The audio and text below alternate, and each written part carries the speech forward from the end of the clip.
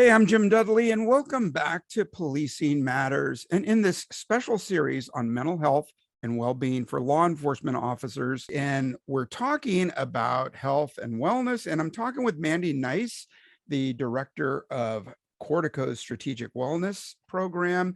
And Mandy, let me ask you about fitness. How important is it? How can we stay in shape without going to a gym and hammering all those weights and throwing weights around and risking injury? What can law enforcement officers do to keep in shape and maybe build some muscle in the process?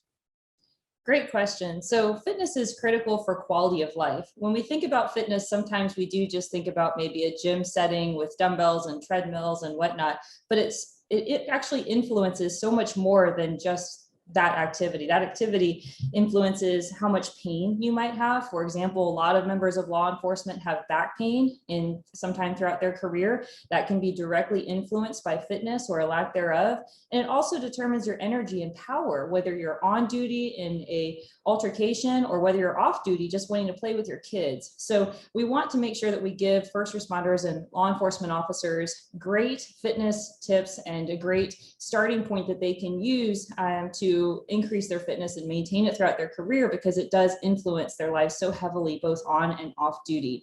So a few things that you might want to start out with are based on where you're at now. So if you're exercising regularly, that's one thing, but if you haven't gotten around to it in a while, that's okay. We can start fresh. And the best way to start is with flexibility training. So simple stretches for your shoulders and for your legs and for your back. And then what's called stability training. So that would be something like a plank hold or a wall sit, which is basically just leaning against the wall, bending your legs a little bit and squeezing those quads. What that's going to do is it's going to increase your mobility and your stability to give you greater what's called range of motion. So you're going to be able to reach higher and up and reach further down and move in different directions without pain or risk of injury.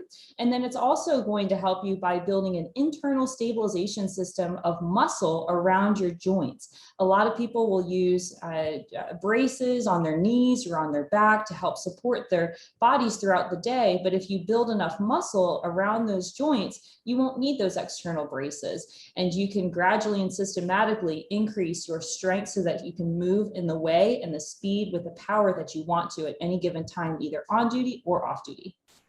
Yeah, and what about flexibility? So we talk about building muscle and getting stronger. How important is it to be flexible? Yes, flexibility can be the difference between a ruptured Achilles and a great shift where you go home feeling good.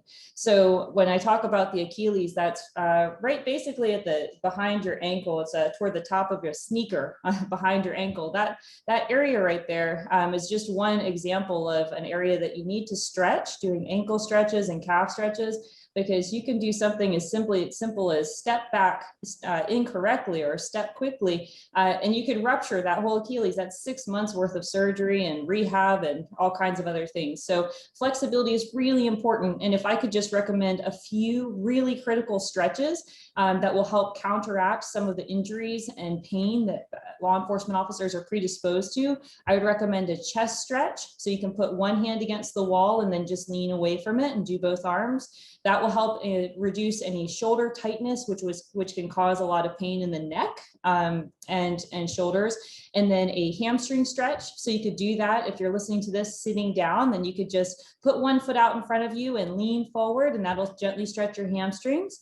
And then one more stretch that I would recommend would again to stretch those ankles by standing up, putting one foot behind you and gently pressing your heel down to the floor. So those are just a couple of basic stretches that you can start with, because we know that law enforcement officers often do have tightness in their shoulders, in their back, and then in their legs. Yeah, great advice, especially, for those still, lugging around that heavy duty belt. And now, we've finally seen some over the shirt outer vests that carry a lot of equipment, and we've even got suspenders, and we've got some other supports. So, hey, thanks so much. Great tips. Appreciate it.